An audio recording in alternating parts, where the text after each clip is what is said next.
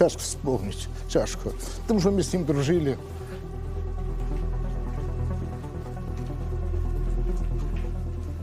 Это мой красивый кабинет. Вот он. Туфли мои.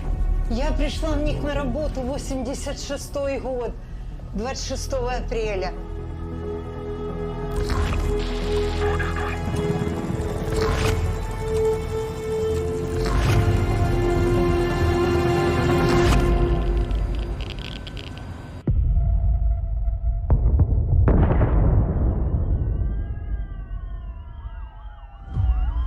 (1:23 a.m.) The Chernobyl nuclear power plant is rocked by an explosion. The nuclear reactor itself is physically destroyed. There is complete shock in the control room. Нас убеждали, что реактор наш взорвать не можно.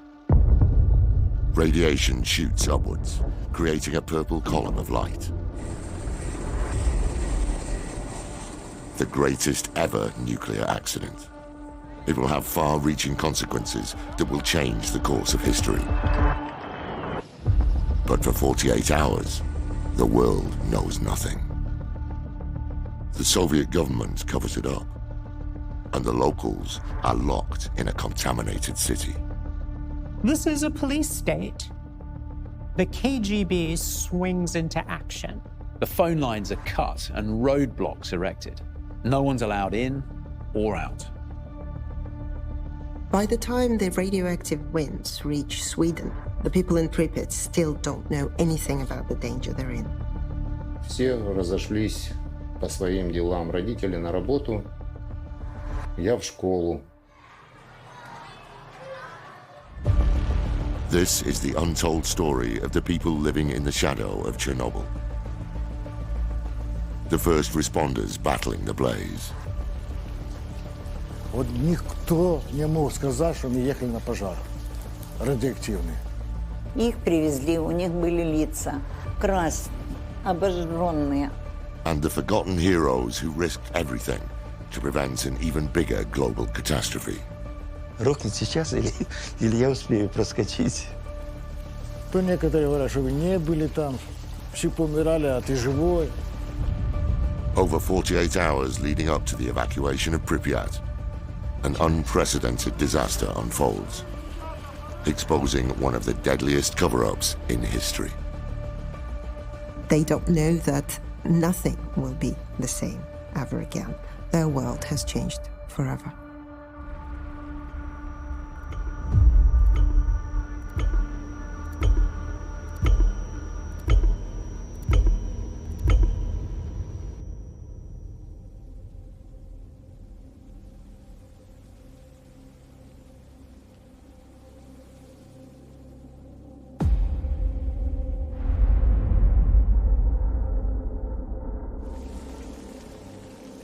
These survivors of the Chernobyl disaster have returned to their former hometown of Pripyat.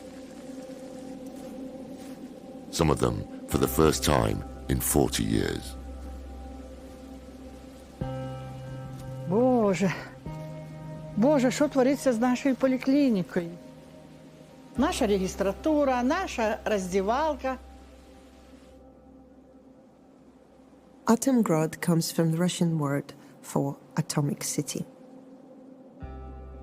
It is literally that, a city built next or near a nuclear power station. Нахожусь в своей родной комнате, где прошло мое детство. Вот кровать, даже на которой сохранилась, на которой я спал.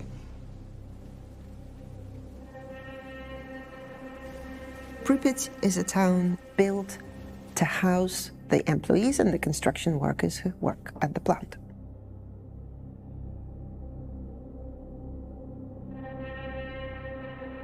По тих процесам так не розкажеш все.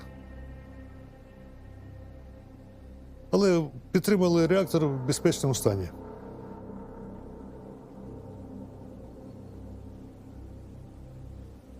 Под тобой находится ни много ни мало 220 тонн урана, которыми ты управляешь непосредственно. Вот это ощущение гордости, ощущение своей силы, ну, очень-очень, ну, присущно было нам. Такой город пропал. Загубили город.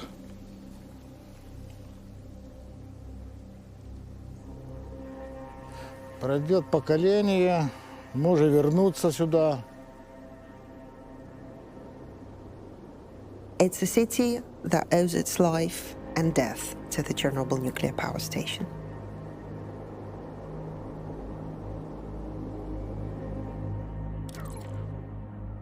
This ghost town lies at the heart of a vast radioactive exclusion zone that covers more than 2,500 square kilometers.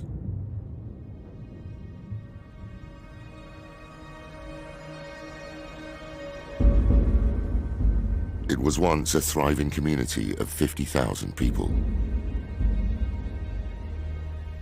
But they left under a cloud of deception.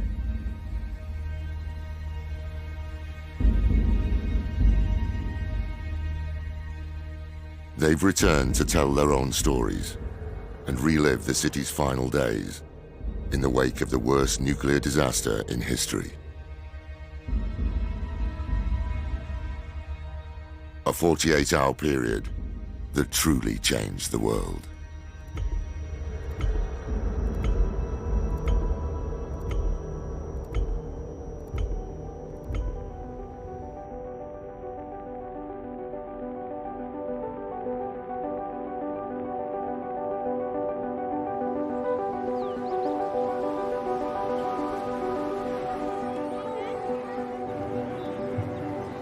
Это была пятница. После работы все счастливые, веселые, шли домой, потому что 2 дня выходных.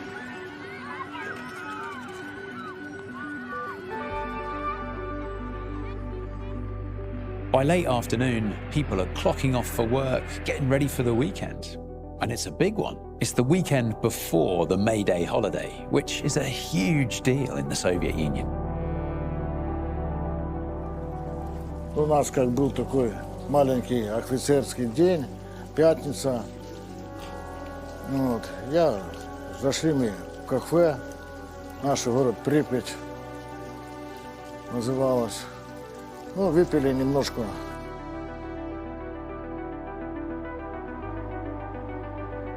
Pripyat, it's a kind of exemplary socialist city, very modern. Very nicely laid out with lots of open spaces, green spaces, parks, playgrounds. It's surrounded by a very nice countryside. There are lovely woods. There is the river Pripyat. Весело жилось, прекрасно жилось. Молодежный город, красивый.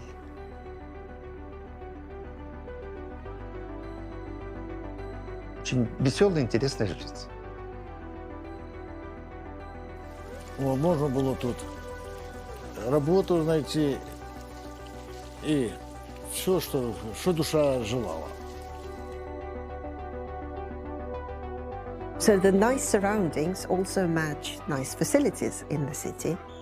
There are 2 stadiums, there are 2 swimming pools, so its population can enjoy these kind of gifts of the state.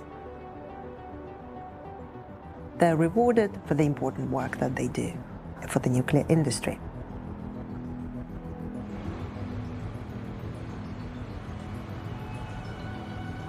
Chernobyl's construction is part of a Soviet drive to harness nuclear energy. To both meet surging electricity demand and catch up with the West.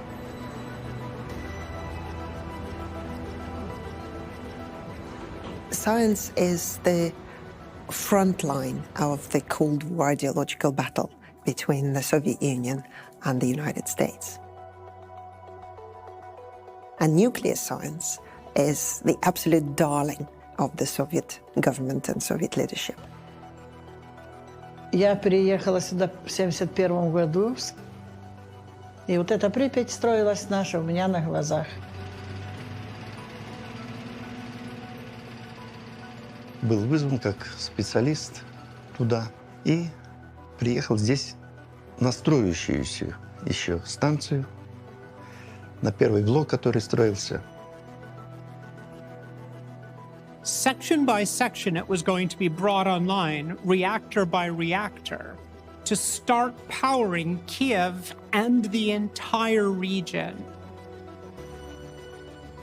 Each reactor can generate 1,000 megawatts of electricity, which is enough to power more than 1 million modern homes.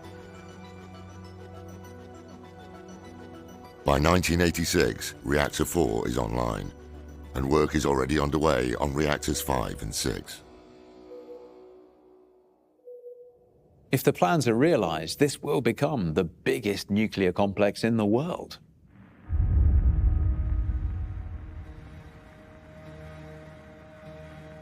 People thought of atomic science as related to atomic weapons. And once the Soviet Union had its atomic weapons, there was a need for a rebranding. So the Soviet Union starts to use the term the peaceful atom.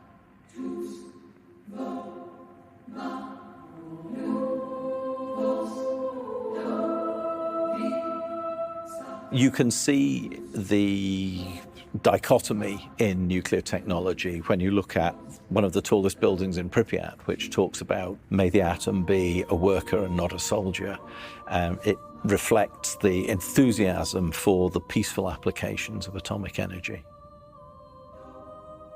One of the great cities of the Soviet Empire would soon be fueled entirely by peaceful nuclear power.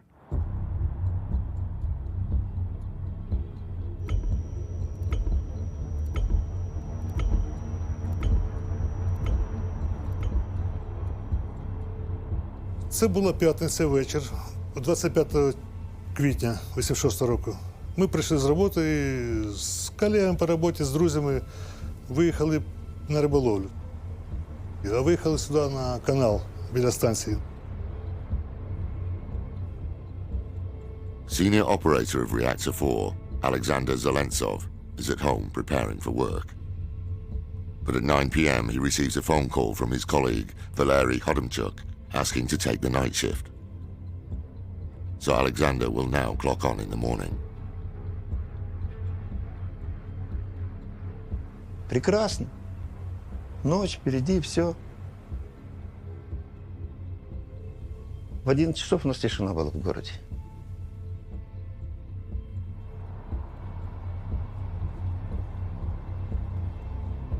Peter, who also had a late shift change, is enjoying his unexpected night off. Опа, ресторанчик наш. Вот здесь мы иногда отмечали офицерские дни, праздники, дни рождения. Вот, и тут немножко мы сидели. Ну, недолго мы сидели. He invites friends back to his apartment, opposite the fire station, where they continue drinking vodka and Soviet champagne.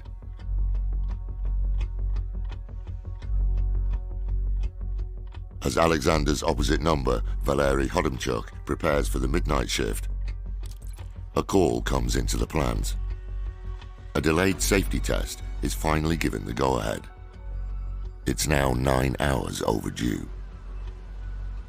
The question that this test was supposed to check or to give answers to was, what if there's an electricity cut, a power failure?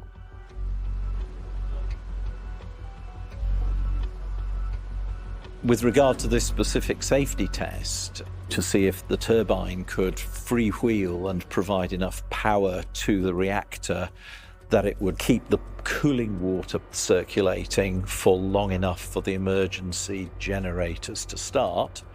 That's a perfectly reasonable test to do. They had, however, made 3 previous attempts to do this test, which had been either unsuccessful or inconclusive, so this was their 4th bite at the cherry. In charge is a senior manager. desperate to finally get the test signed off. Anatoly Stepanovich Dyatlov sees the promise of promotion ahead. All he's got to do is run this experiment. The reactor has now been running at reduced power for most of the day, and a shift change is imminent. Dyatlov decides he will press ahead once the night shift arrives. The day shift, the A team, they clock off at the end of the workday on Friday. The next team that comes on at midnight has not been prepared at all for what's in store for them. They had not been briefed.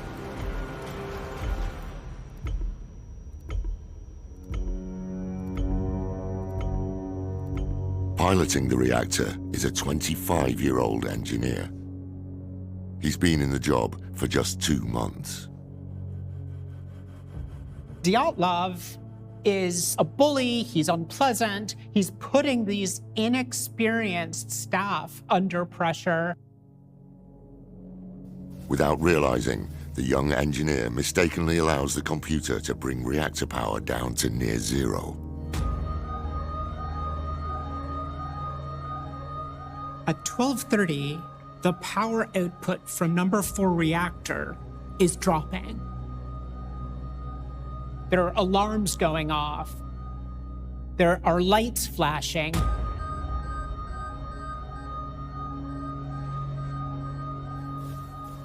If you run a reactor like that at low power, then some of the products of the nuclear reaction will build up in it, in particular a thing called xenon, which will, in the jargon, poison the reactor. Dyatlov insists they pull out the graphite control rods to help speed up the reaction and increase power. 2 of the operators initially refuse, concerned that the reactor is dangerously unstable. But when Dyatlov threatens them, they back down. Control rods essentially are the throttle that try and keep the power steady. So you need more power, you pull the control rods out. And they reach the point where a lot of the control rods are fully out of the reactor, and they're still not seeing the power going up. Eventually, by 1 a.m., they managed to raise the power to 200 megawatts. It's nowhere near the minimum 720 megawatts stipulated for the test, but Dyatlov is adamant it's good enough. They cut the power and let the turbines freewheel for 36 seconds.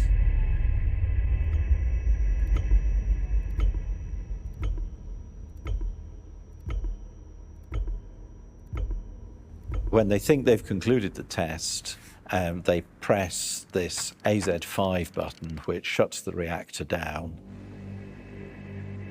But the readings begin to confuse the scientists.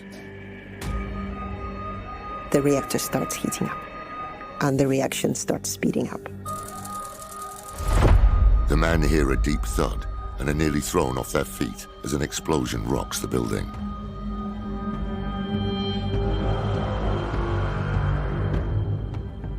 Outside the complex, Sergei is still fishing in the power plant's cooling pond. He's one of the very few to witness the immediate aftermath.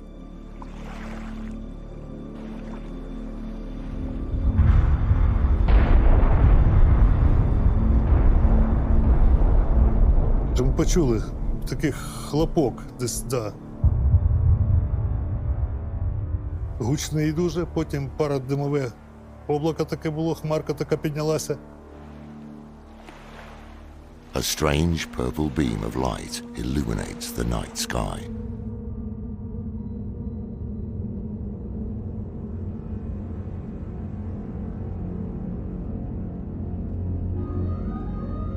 The scientists in the control room are baffled. They've hit the emergency shutdown button, in their minds the ultimate failsafe. Нас убіждали, що реактор наш взірвати не можна.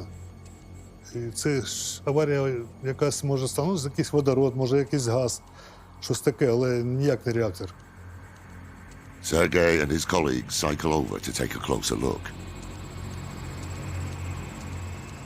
І вже своїми очами побачили, що What they see sends shivers down their spines.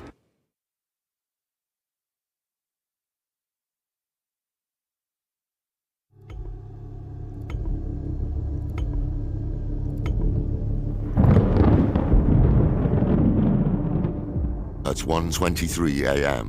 on Saturday, the 26th of April, 1986, engineers at the Chernobyl nuclear power plant in Ukraine feel the shudder of two explosions.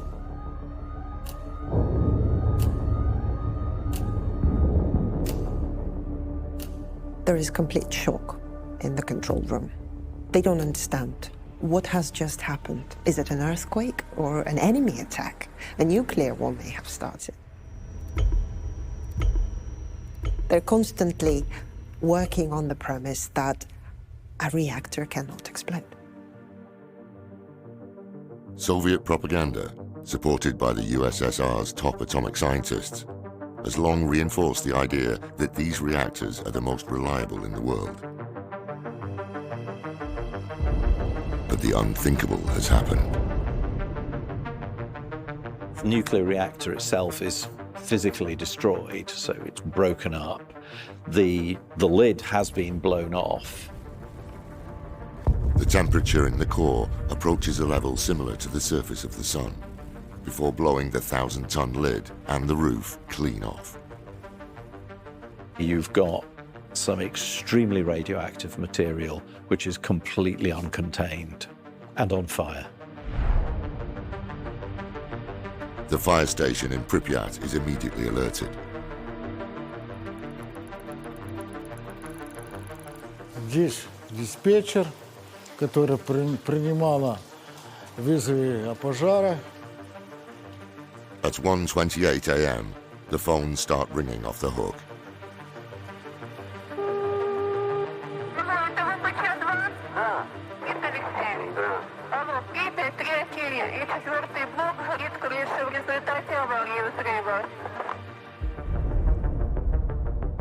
Men of the third watch look over to see a mushroom-shaped cloud filling the moonlit sky.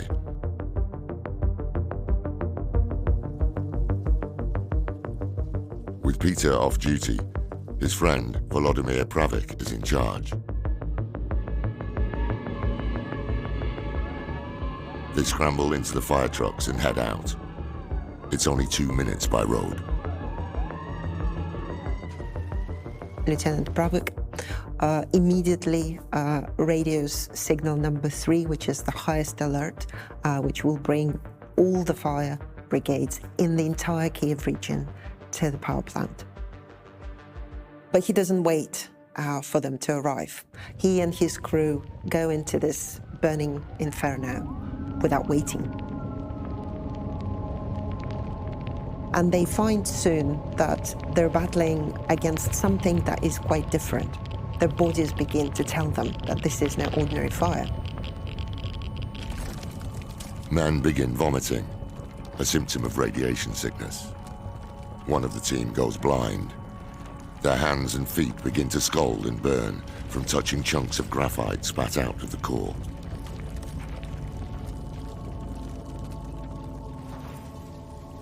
Back in Pripyat, Peter turns in after a night of drinking with friends. Только начал засынать, тут звонок в двери. Ну, на столе стояло шампанское, полбутылки, шоколад. Я с собой взял, думаю, пригодится. Peter arrives around 2:30 a.m. He's ordered straight up onto the roof of the complex. And he goes onto the roof of the turbine hall to stop the spread of the fire to another reactor in unit number 3. Ну, вот если пламя пошло на третий блок, на крышу, ну, может, масштабная была авария. Я вижу, такими дырками, кусками вырвана вся крыша. Вот. И шел я по крыше, крыша так ходила ходором такое.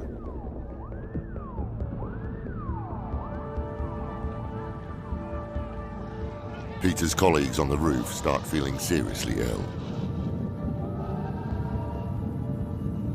То я давай по одному человеку спускать вниз.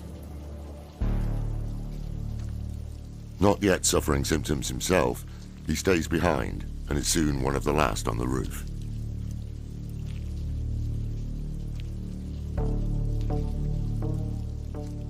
Senior operator of Reactor 4, Alexander Zelentsov, is suddenly awoken by his phone. He's called to the plant immediately. Представляете, вот этот реактор, это все разрушено. Про себя быстренько так по отметкам. Ого, активная зона реактора улетела вверх. Это 220 тонн урана. His first job is to help fully disconnect Reactor 4 from Reactor 3. They share some of the same systems and infrastructure, so it needs to be isolated. Then he goes in search of Valery Hodimchuk, his colleague who had earlier taken his night shift. But the inside of Unit 4 is a tangled web of destruction. Моща такая прошлась, прокатилась. И приходилось лезть так, что вот балка над тобой висит, и она там на самом концу, и играет. Рухнет сейчас или я успею проскочить. Unlike the firefighters, Alexander is fully aware that he's potentially receiving a fatal dose of radiation. Вот в коридоре к нему бегу, а он что-то качается. И лепесток, который был на мне, знаете, я его срываю, у меня фонтан изо рта с кровью, там что-то. There's no sign of Valery Hodimchuk. His body is never found. At 4 a.m., senior management gathers in the underground bunker, designed to withstand nuclear attack. Anatoly Dyatlov, the man in charge of the ill-fated safety test, joins them weak and retching, yet still downplaying the incident. Dyatlov tells the senior management that it's all contained. It's just a hydrogen explosion. There is no breach in reactor number 4. The bosses are more than happy to pass this on to their superiors. The Soviet Union has got layers and layers of bureaucracy, but there's no real accountability. Truth isn't important in the Soviet Union. And the entire Soviet system is designed so that Dyatlov's lie is replicated right up the chain of command, all the way to the first secretary of the Communist Party of the Soviet Union, Mikhail Gorbachev.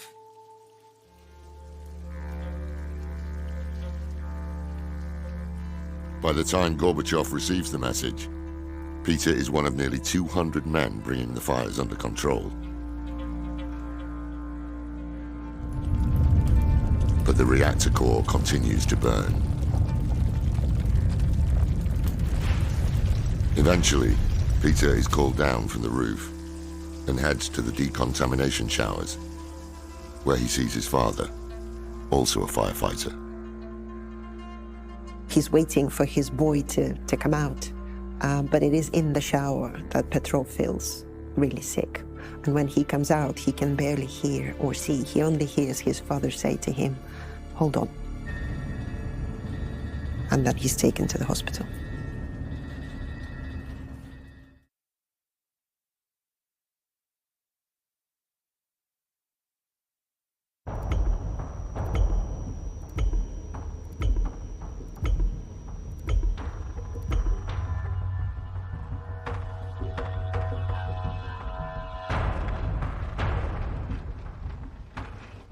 The hospital has invoked its crisis plan.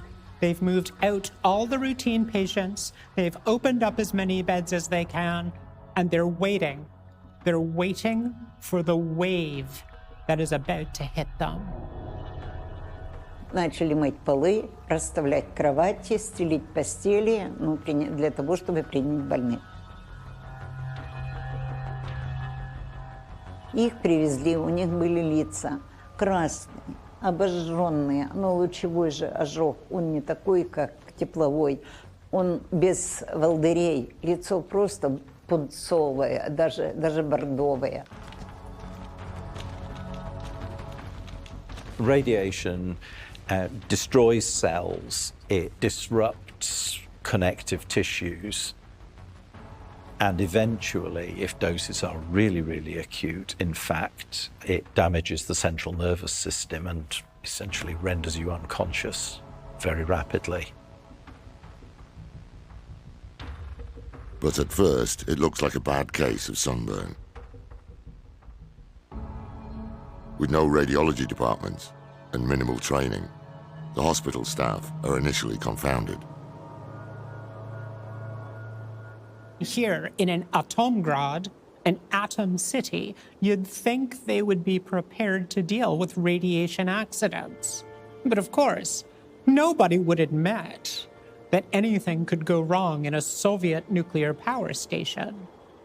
So nobody was prepared for the radiation effects on the human body that came when something did go wrong. They're treating patients with milk before they realize these are no ordinary burns and that their clothes are contaminated. And that's when the nurses realize that this isn't gas poisoning and they have to treat their patients differently. They make them strip, they take their clothes away and lock it in a basement. Забрал в руки, без перчаток, без ничего, взял, обхватил. И в подвал. В подвал спустил. У меня нет отпечатков пальцев, потому что ожоги были. And they begin to administer IV drips. And this is really the first thing that begins to help and alleviate their symptoms. Капали, капельницы ставили с глюкозой, с рингера, с изотоническим раствором. Почему? Потому что надо было, чтобы вот это вывести немножко, разбавить, снять вот это вот то, что им пекло. Они не могли разговаривать. У них осиплость была голоса. Ну, тяжело было. More and more patients are flooding in, straining the hospital's limited resources. В каждой палате не хватало капельниц. Цепляли швабры, и на швабры цепляли эти капельницы и делали ребятам капельницы.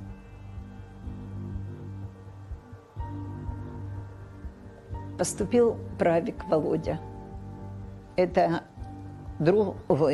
сын моей подружки. Вот у меня на коленях вырос, так сказать. Вот он лежит, у меня своих 6 больных. И он лежит в палате напротив.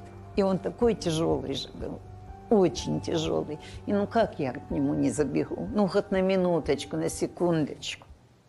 Понимаете, вот душа, мы многих знали.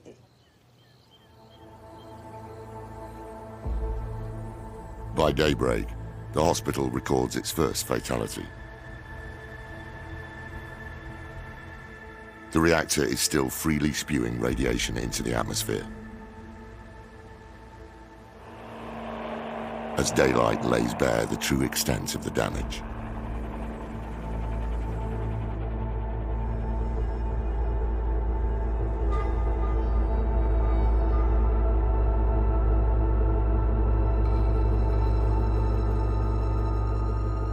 The people of Pripyat are only just waking up to a city that has been completely sealed off from the outside world.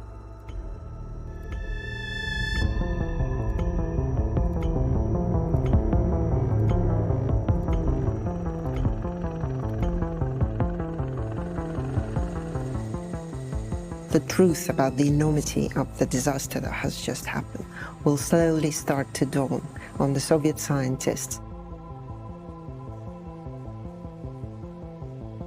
But instead of alerting the world to the danger, the Soviet officials will remain silent. The authorities' first instinct is to try and cover it up. The KGB swings into action. They cut off all the phone lines to Pripyat and Chernobyl. They close the roads. They don't let anybody leave. They're worried about spreading panic. They want to control the flow of information.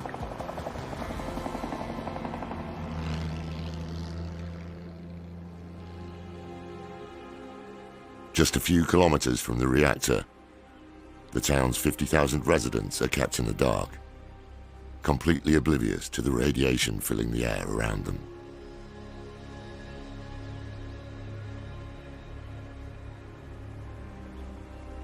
Утром 26-го все проснулись, пошли по своим делам. Родители на работу, я в школу.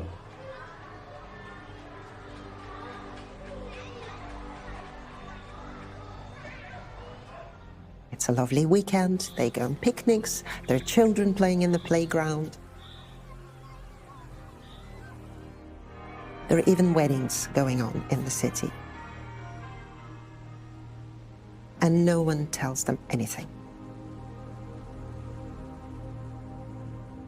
Radiation on the streets of Pripyat is recorded at 25,000 times the normal levels. By nightfall, it will be 90,000. It's so high, radiation particles strike the camera sensors, causing bursts of light and flashes on the film footage.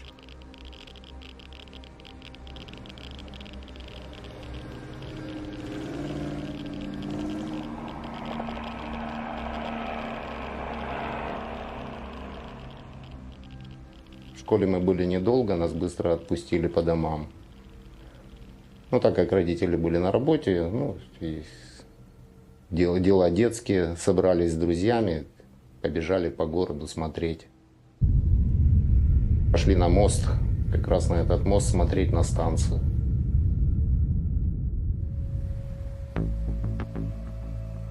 В місто почали машини мити з піною дороги, але діти гуляли в дворах, міліція вже ходила, скажімо так, у захисних масках. Those measures are being observed by people, and that tells people that something very dangerous is going on.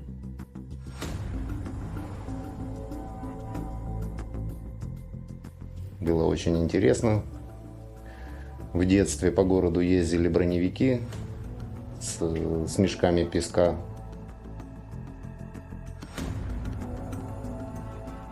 Ездили поливалки, поливали асфальт. While the authorities keep Pripyat in lockdown, they're preparing to save Moscow from Chernobyl's radioactive fallout.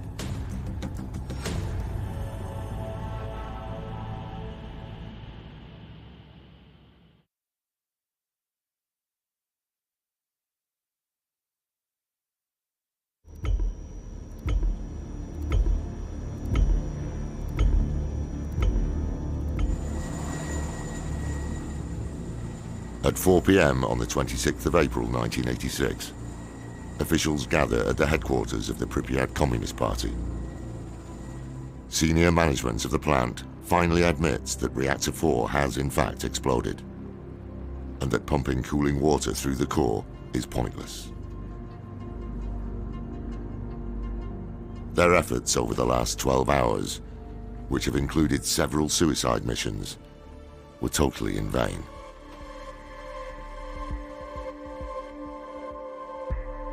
Government officials are still pondering whether to evacuate the city when the head of the military radiation reconnaissance team bursts in. He's taken readings outside the power plant 100 million times normal levels, enough to kill someone in close proximity within 15 minutes.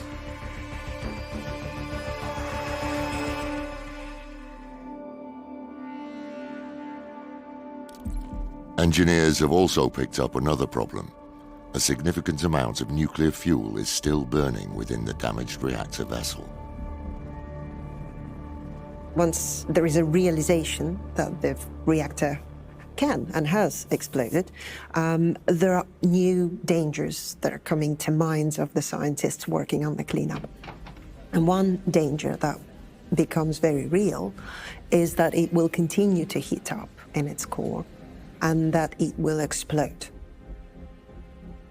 And it could be a kind of explosion that will set off the neighboring reactor in the unit number 3, and then possibly the other 2. This could leave large swathes of Europe uninhabitable for thousands of years. The second problem that they're worried about is kind of in the opposite direction, that the reactor will melt, literally. And the radioactive fuel and all the debris will get into the water supply. From there, they will poison the Black Sea, the Mediterranean, and finally the oceans. That again would be potentially a global catastrophe. The government commission into the accident finally concedes that evacuation of the town is necessary.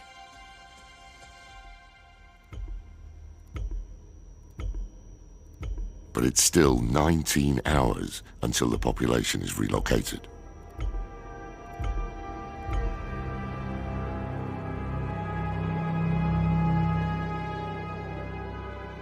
At the hospital, authorities prepare to spirit the worst affected patients away to Moscow.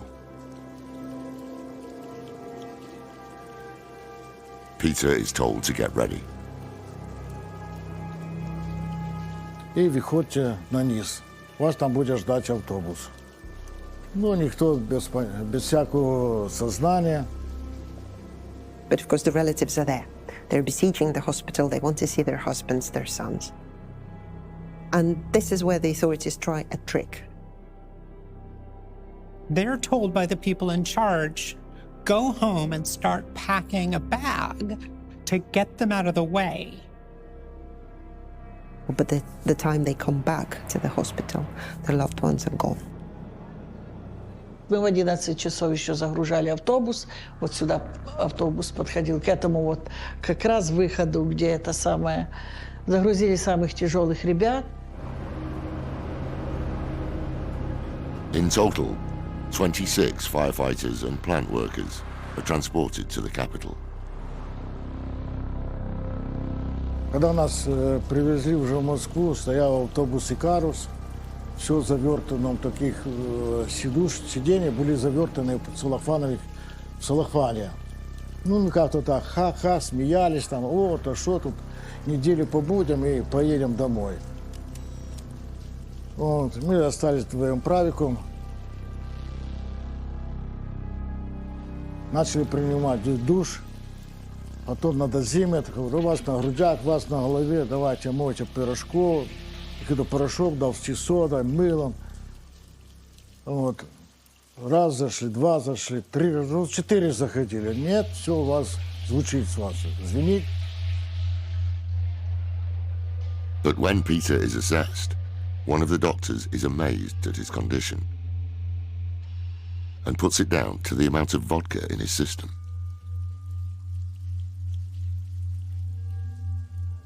Peter and Pravik are in good spirits, even joking with staff.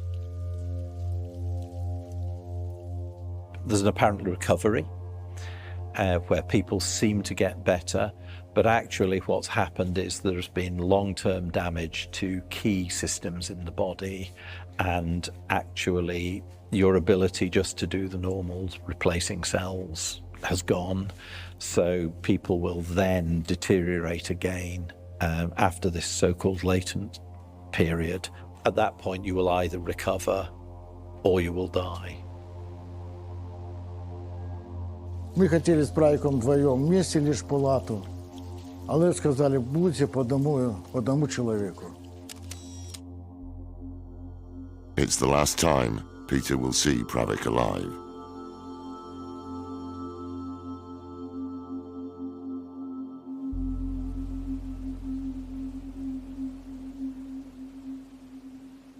100 kilometers north of Chernobyl, residents in the countryside of Belarus witness a strange weather phenomenon.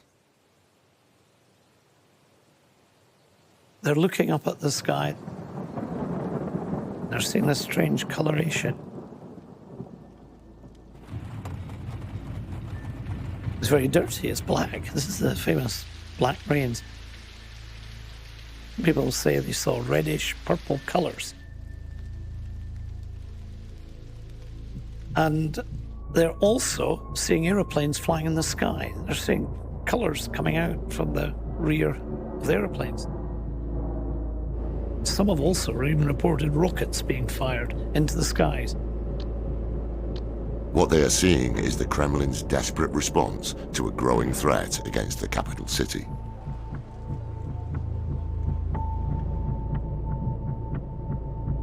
Up in the atmosphere, there's lethal, very concentrated radioactivity.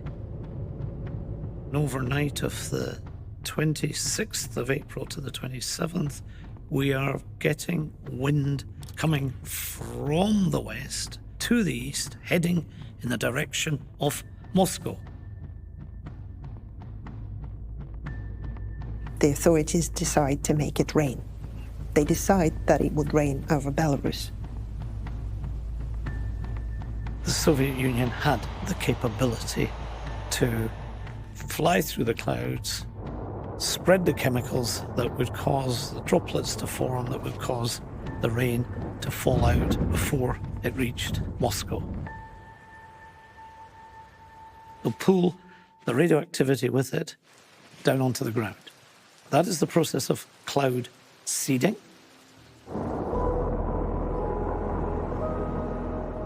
An army of pilots is ordered into the skies over rural Belarus. That rain affects hundreds of thousands of people. It makes Belarus the worst affected territory. 70% of the Chernobyl nuclear fallout, radioactive fallout, falls on the territory of Belarus.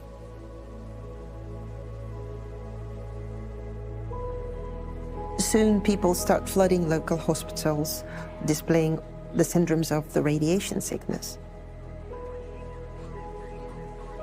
So this is the poisoning of the entire republic that will have enormous long-term consequences on people's lives for generations to come.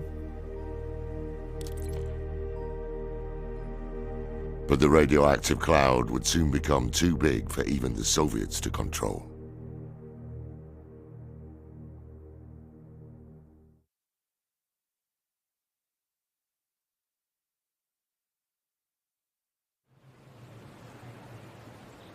At midday on Sunday, the 27th of April, 1986, life continues as normal in Pripyat. By the time the radioactive clouds reach as far as Sweden, people in Pripyat who are living right next to the plant still know nothing about what has happened or the danger in which they're in.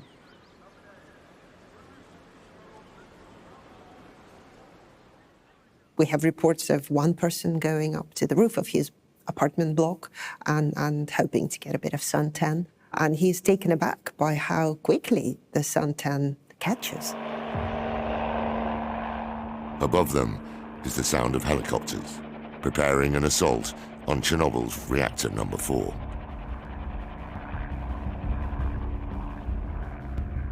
І в цеху вже робили контейнера, варили для вертольоту, що скидували в реактор там, ну, всякі приладдя, свинець, там, пісок, бор, що це ще не знаю.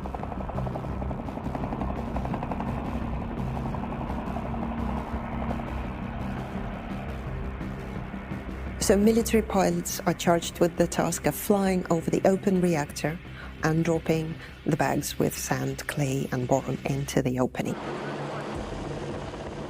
Boron is a very good way of suppressing a nuclear reaction.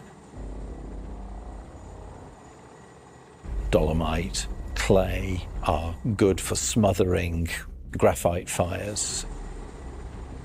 And also they put lead in because they were trying to reduce the radiation dose coming out of the wrecked reactor to people who were trying to work in the vicinity.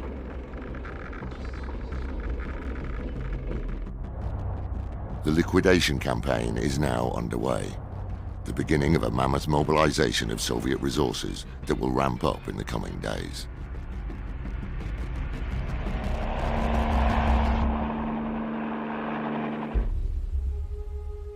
In Pripyat, fears over causing panic are finally put aside for the health of the town's population.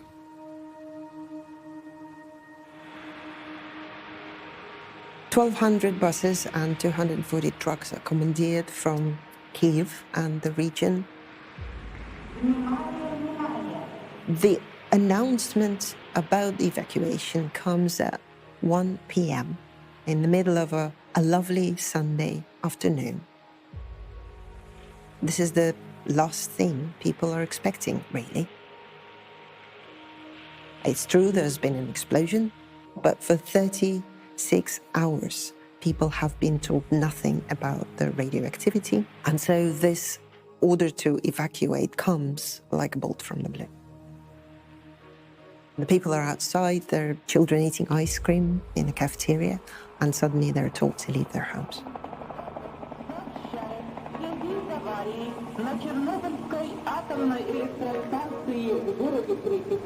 Складывается неблагоприятная радиационная обстановка с целью обеспечения полной безопасности людей и в первую очередь детей возникает необходимость провести временную эвакуацию жителей города в пункты Киевской области.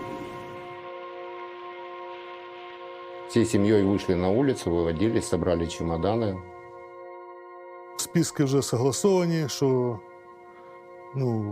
взяти з собою необхідні речі, документи і їжа на 2-3 дні. They've been told that the evacuation will only be for 3 days. People are told to take only the most essential items with them. Мать куда-то ушла, пришла вся в слезах, так как она была по медицинской части, была военно обязана. Сказала, что она с нами не едет. Это был, конечно, по крайней мере для меня, очень большой шок, что мы куда-то уезжаем и уезжаем без матери. Thankfully, Volodymyr's mother is given a reprieve. Очень долго плакали, потом она шла, но все-таки она вернулась. Ее отпустили, скорее всего, из-за того, что 2 несовершеннолетних детей.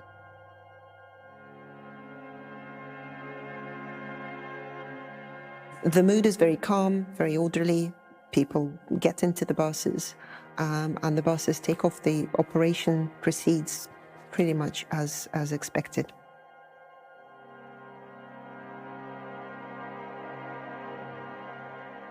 Больше всего поразило, на одном из поворотов посмотрел в окно назад, посмотрел в окно вперед. Бесконечная очередь из автобусов, просто нескончаемая, ни начала, ни конца. Запомнилось на всю жизнь.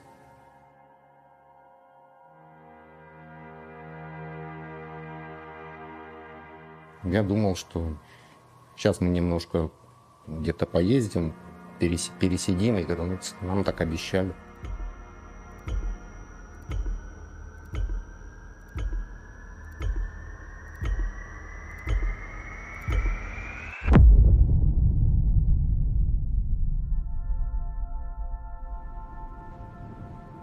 By 5 p.m., the evacuation is officially complete. Around 45,000 evacuees depart the city, which is left an eerie ghost town.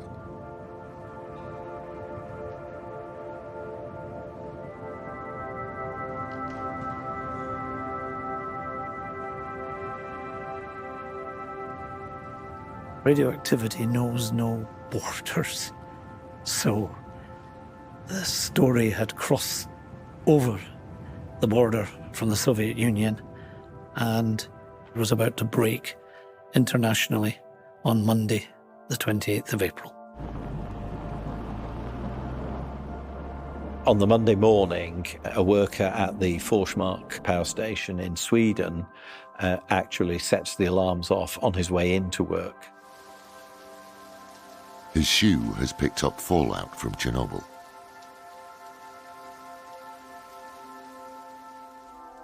They quickly work out where it's coming from, and the Soviets are forced to admit there has been an accident.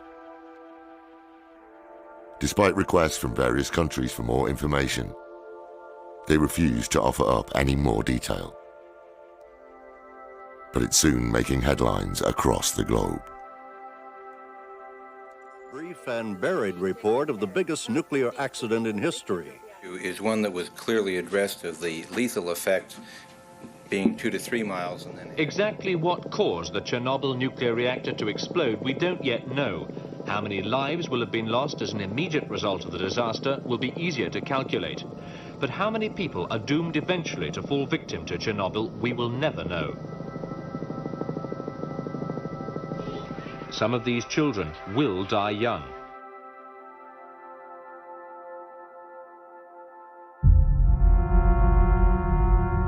On the 11th of May, the first control room operator dies, with his skin charred black and eyes wide open. Lieutenant Pravik succumbs to his injuries that same day. It's another week before Peter finds out. He's told that all of his colleagues have died. Their coffins are wrapped in plastic, welded shut inside zinc boxes, and covered with cement.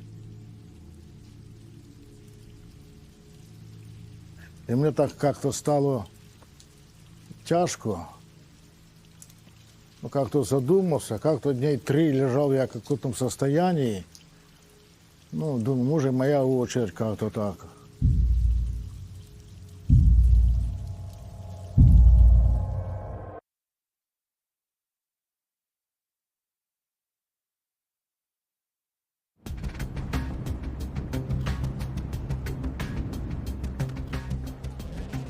In the weeks and months that followed the nuclear accident at Chernobyl, the cleanup effort gathers pace.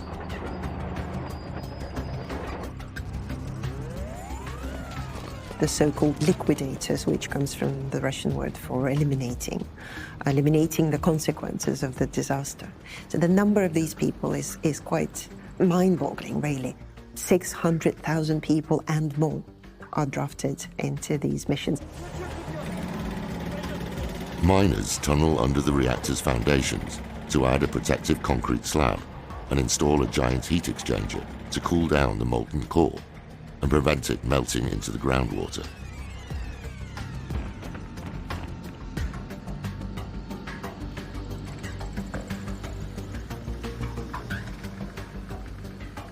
Men are tasked with removing radioactive graphite from the roof so a sarcophagus can be built over the wreckage. Nearly 4,000 so-called bio-robots with homemade lead armor for protection shovel graphite blocks over the side and into the core. They have 90 seconds, estimated to be a maximum lifetime dose. A lot of the soldiers sent to decontamination missions are young boys. They're draftees, so they're between 18 and 20 years of age. And they have to deal not just with the physical difficulties of decontamination, but also with the psychological burdens.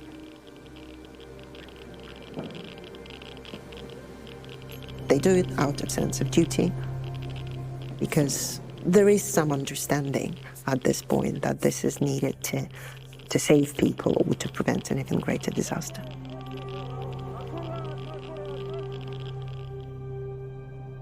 On the 14th of May 1986, 2.5 weeks after the explosion, Mikhail Gorbachev acknowledges the accident in public for the first time. Все вы знаете, недавно нас постигла беда. Авария на Чернобыльской атомной электростанции. Она больно затронула советских людей, взволновала международную общественность. Mikhail Gorbachev has only been running the Soviet Union for 13 months at this point.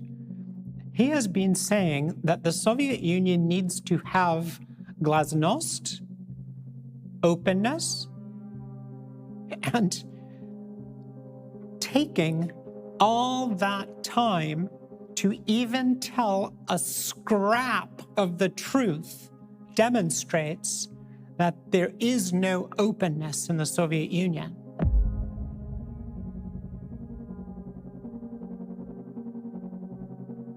As pressure mounts at home and abroad, Gorbachev is forced to follow through on his promise of glasnost as the Iron Curtain is gradually lifted. So journalists begin to gain unprecedented access, for example, to nuclear scientists. This was an industry shrouded in secrecy. And once those floodgates are open, it's very difficult to kind of keep shutting them down. The real cause of the explosion is eventually revealed. There is a fatal flaw in every Soviet reactor that none of the scientists at Chernobyl on the night of the explosion were aware of. The problem is that this SCRAM system, this automated safety system that is meant to shut down the reactor very quickly in cases of emergency, the problem is that it is deeply flawed. The control rods, which are made of boron, the material that does slow down the reaction, those control rods have the tips that are made of graphite. So when the graphite tips are inserted into the hot reactor to slow down the reaction, they do the opposite. They speed it up.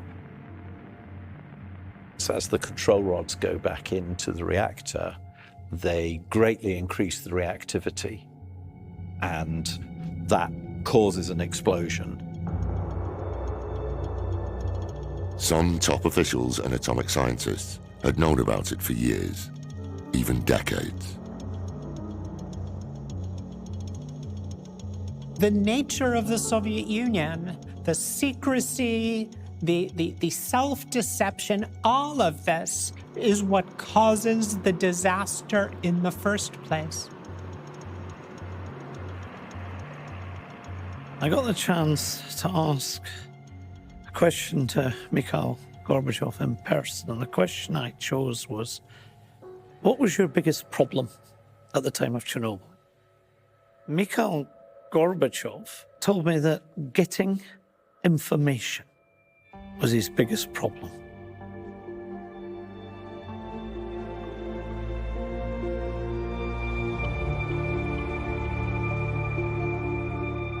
The Chernobyl disaster also gives a boost to Ukrainian eco-nationalism because it becomes a political issue that the Ukrainian intelligentsia and cultural figures adopt as a national issue. It becomes a Ukrainian tragedy. But the refusal of Moscow again and again to recognize the damage done to the health and environment in Ukraine begins to kind of really strain the relationship between Kyiv and Moscow.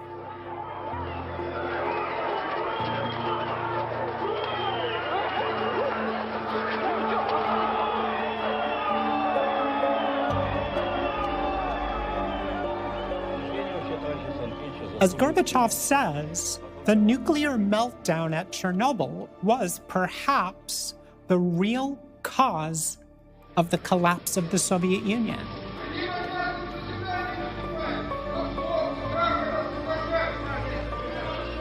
It helped change the map of the world in a few years.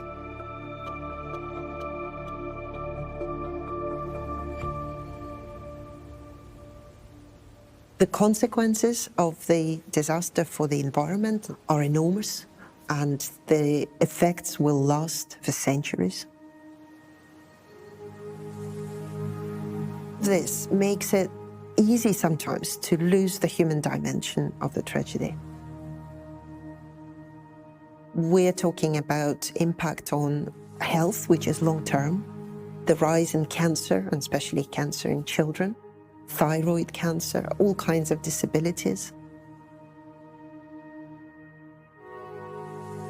And I think it's really important to remember the people who suffered and who sacrificed their lives, their health, in trying to prevent an even bigger disaster, an even bigger catastrophe.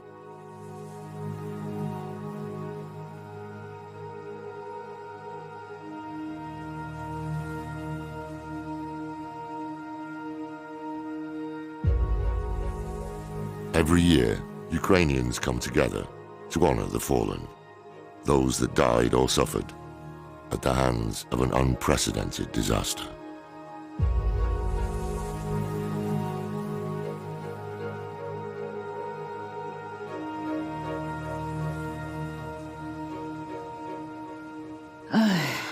Мы уже столько перехоронили, и каждый раз и все горе, горе, горе, и понимаем это все. Но все равно я хочу сказать, что еще мы продержались, многие, нам давали 10 лет.